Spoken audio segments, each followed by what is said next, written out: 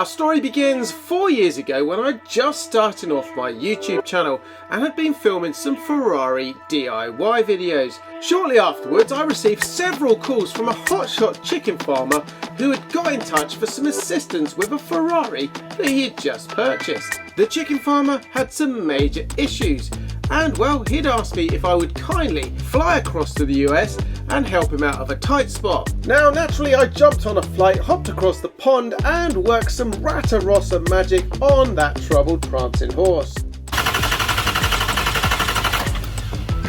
I'm mobilising, dude. It's going well. But there was a catch. Now you guys saw us working on Sam's green Ferrari 360 Spider because that's the video that we put out. It was a very problematic car, but after some late nights and a lot of hard work, we got the 360 fired up and back on the road. But in reality, that 360 was a bonus car fix because, well, the truth is, I'd actually flown out to the US to fix a completely different Ferrari entirely, but it had all gone horribly wrong. Here's what really happened. Alright guys, this is take 4 Ratarossa video with a real, genuine Ratarossa. Well, it's not a Tesla, Rata 430 I think we call this. It's just very ratty. Sam bought this Ferrari 430 with fire damage at an auction for a very good price, and despite looking really bad on the right side rear on closer inspection, the damage was not as horrendous as it appeared. The engine side panel looked to have retained all of the fire and the heat, protecting the engine and most of the major assemblies. At first glance, if we're lucky, this is just going to be a case of replacing some of the suspension, maybe a wheel, the fuel tank components, and of course those wiring harnesses to get this car back up and running. But let's just get this thing inside, strip it down, and see if it's really that simple.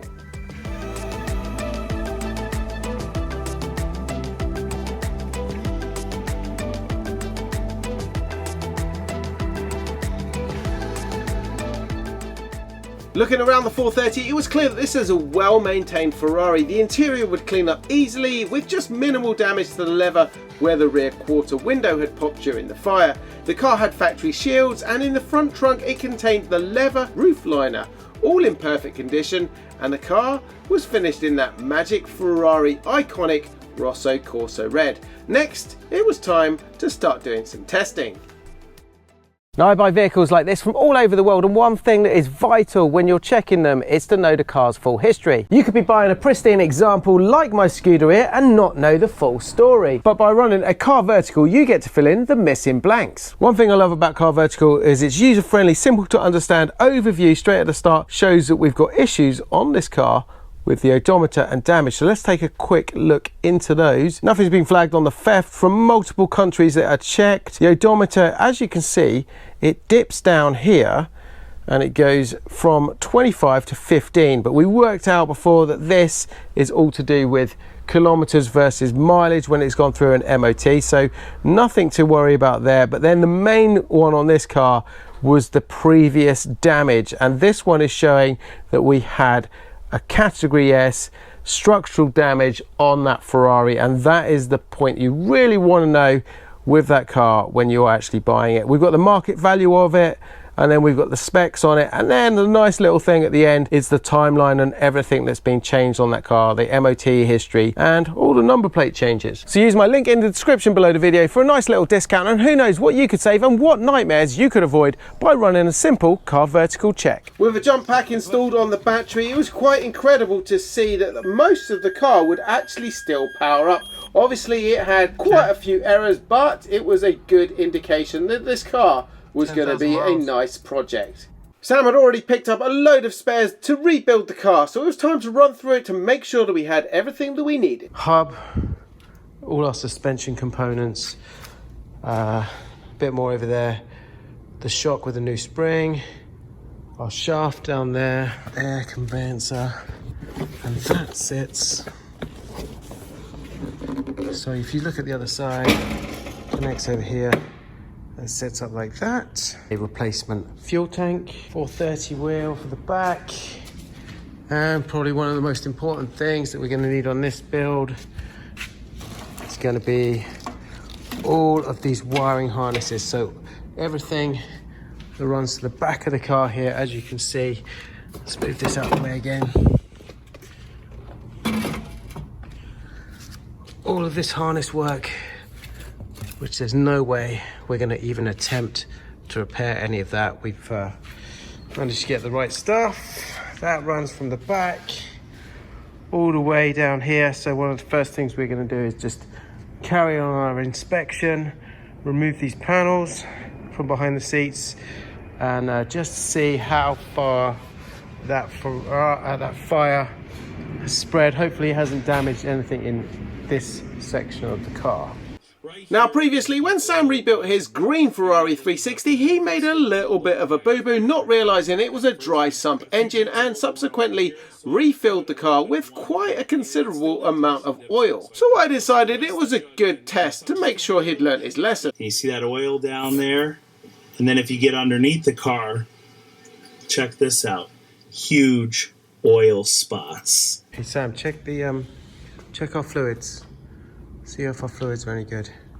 Have you got any oil? The oil you're not going to be able to check without the dry sump, you know? Well done. I was testing you. I was testing to see. Let's put some oil in it. I did a little pre-video. Yeah, I said when you were in taking a pee, I said let's see if Sam will has learnt his lesson from the 360. Check that out. Perfect. Yeah, it just needs a wash. Yeah, even the pads are perfect. High temperature paint, man. That's high temperature brake paint right there. Just some melted stuff here. It's just melted plastic. This is all good. Again, this is all just melted plastic. Nothing here is concerning at all. It was then time to start stripping off all those right side assemblies, getting some access to change all the wiring loom.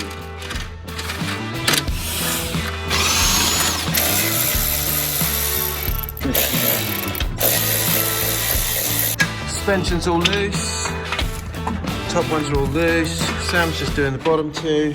And then for our own safety, we decided it would be a good idea to cut away some of that sharp metal to avoid cutting our arms off.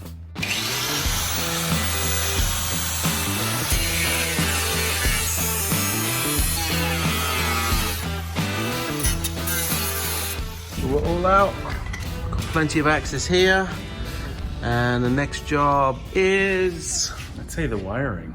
Wiring, I think so. Look at this stuff. This is the main thing that's killed the car. Well, the idea here is to get access to our wiring harnesses, which run down here.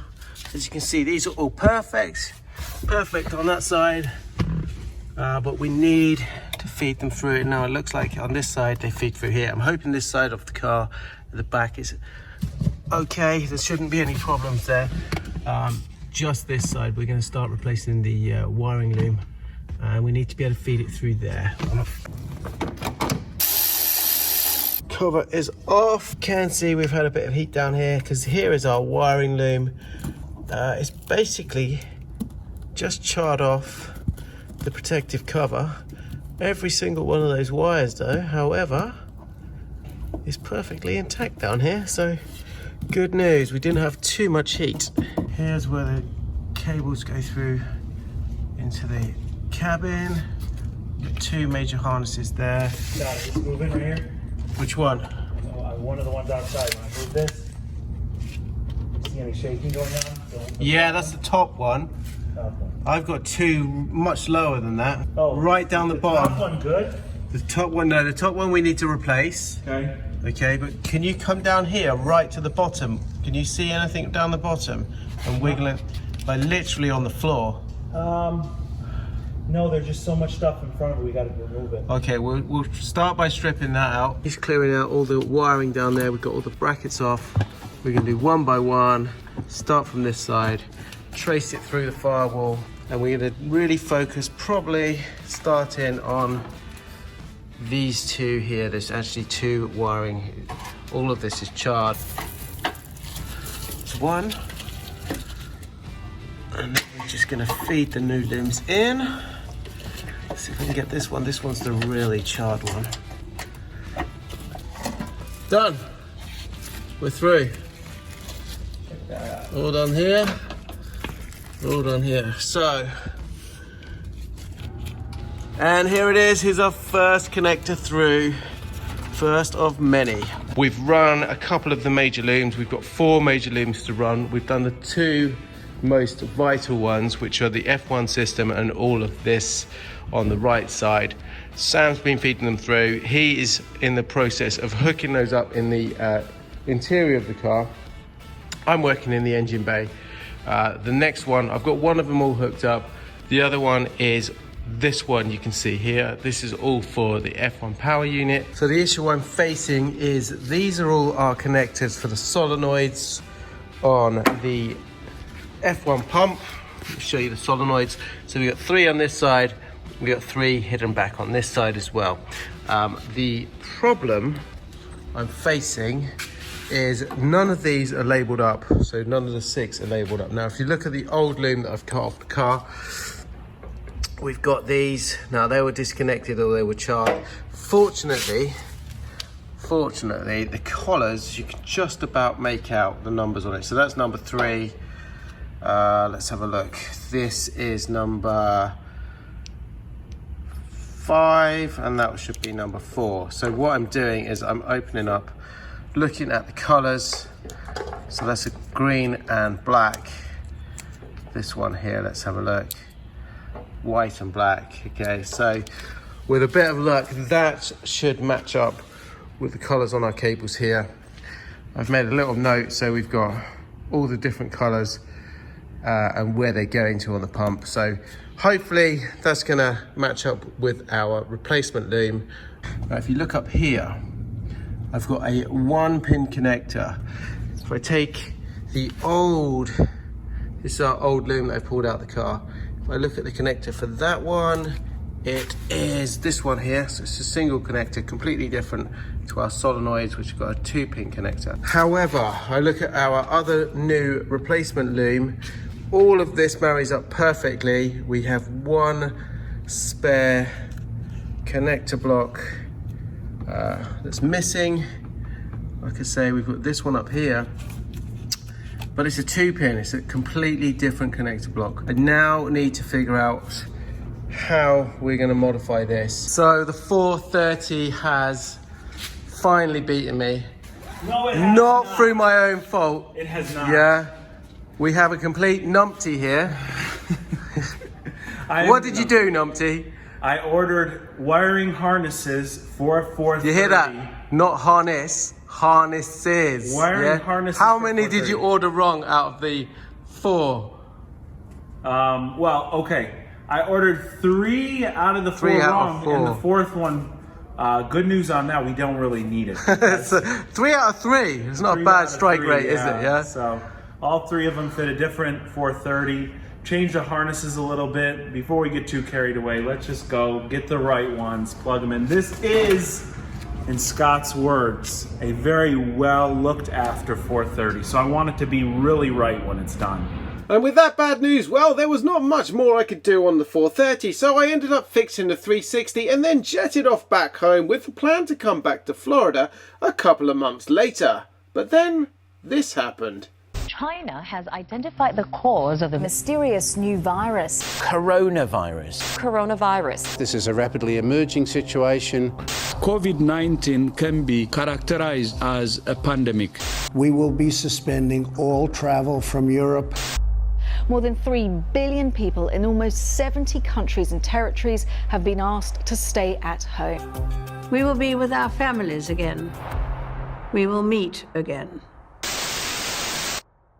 So this is the car 2 years, 2 months ago. I actually flew here to Tampa to fix, but things didn't quite go to plan, right?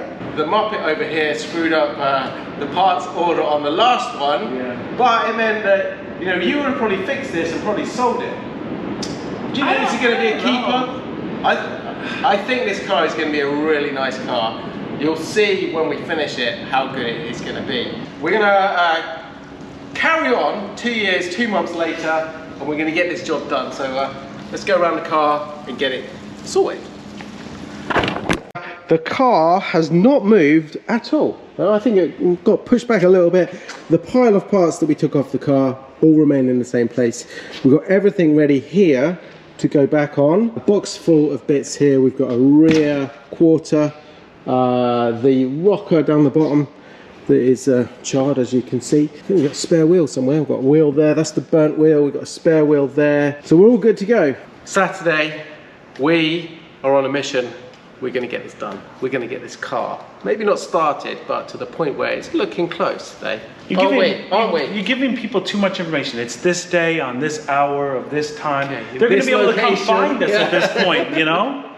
Anyway, cut him out. So I'm going to go into time lapse on this bit, but I will point out Sam is doing the dirty work today under the car. I'm going to go in the cabin, pull the harnesses through. Major point today is the harnesses.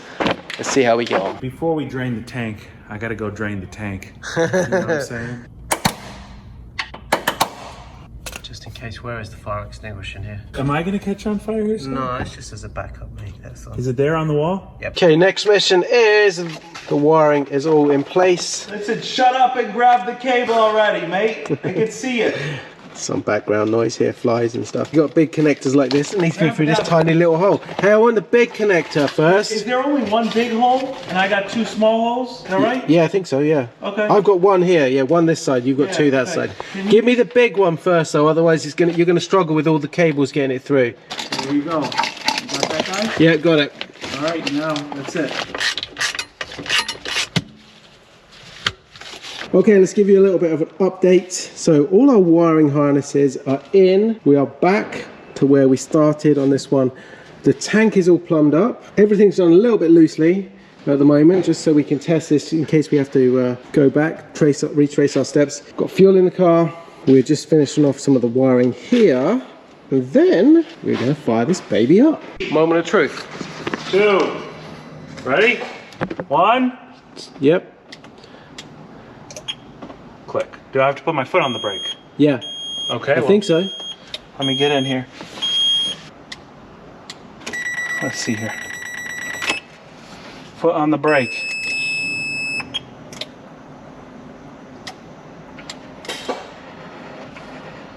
Well, would it prevent itself from... Is there any immobilizer weirdness on this car? We've pressed it. What about the light over there? Is it like a 360? It's got the flashing light over there? No flashing lights. Okay. Hold on. I'm going to do this. But we have... Hold on. Back in.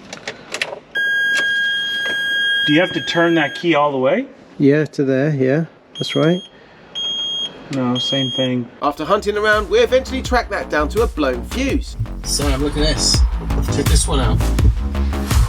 This one's blown. It was clear that we still had some kind of problem, but what was more concerning is I could smell strong fuel, which eventually I tracked down to the left side pump. It's not an easy job. We have to remove all of this, all of the tank, in order to remove the fuel pump. It has to be angled out. As you can see, there's a big kind of ridge above it, which means we can't get the size of this thing out of the car. So let's crack on with this bit.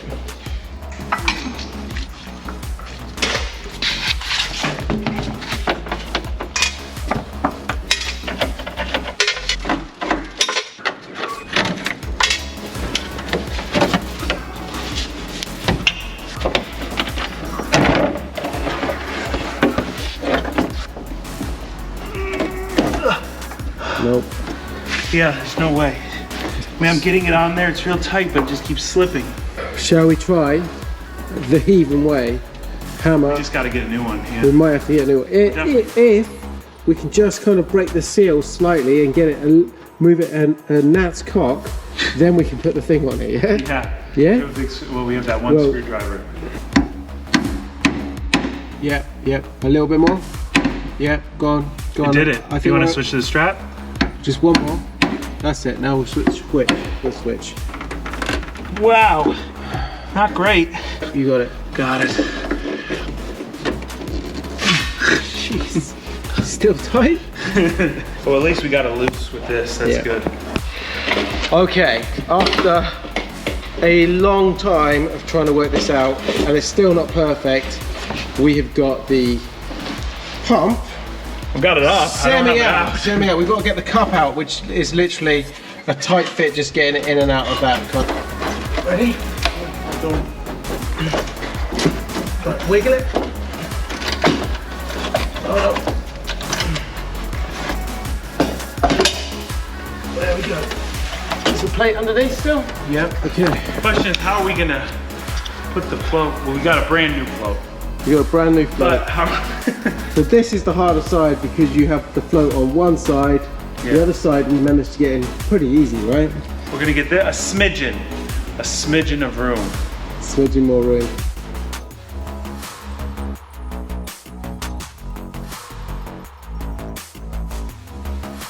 That was not a nice job.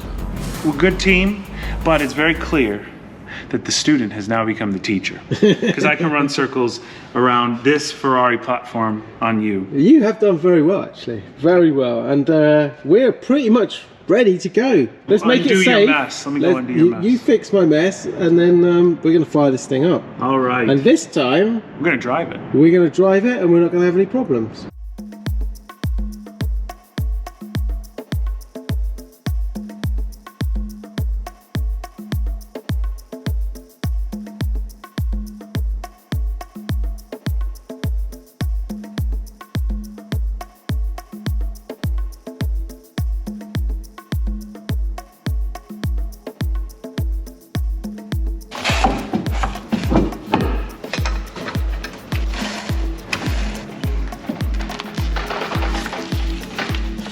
Sammy's in the car.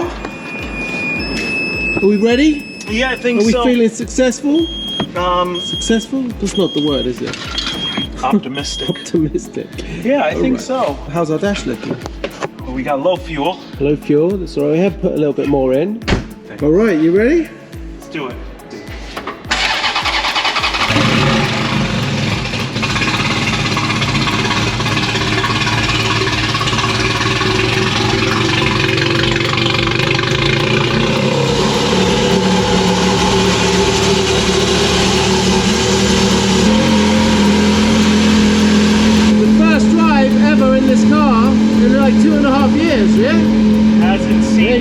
Since we pushed it out last time. Yeah, and look at that. You heard the engine there, nice and quiet. It's that sound pretty normal? Sounds good. Very good. Very, very good. Are we ready? It's not going into gear.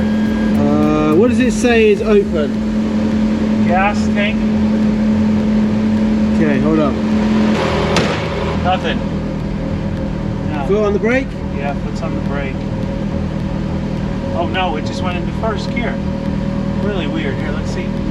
This is the moment. This car has never moved since Sam had it. It's moving. Moving. Look at that.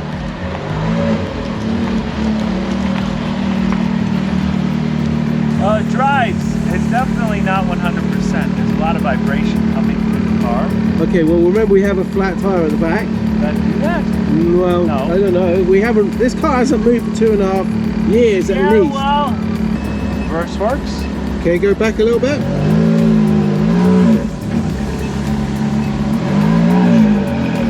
Wait a minute. Wait a minute. Yeah, all the lights work. Good. Would the heat destroy a motor mount? Possibly. I did look at it. It looks okay, but I would advise changing it for the sake of 40 quid.